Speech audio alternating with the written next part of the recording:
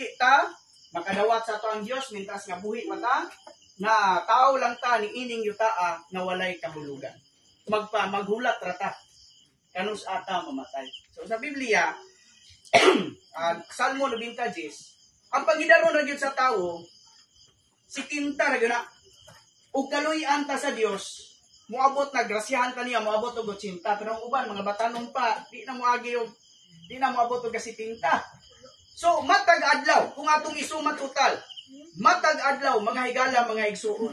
Sahay malipay ta kay birthday ko no nato, magkuanta, maghikay ta maayo man sad na, pero i-analyze kinato og kining tuiga og si tinta ra akong pagkabuhi ninyo taang may nusa na pug sa katuig sa ato pa.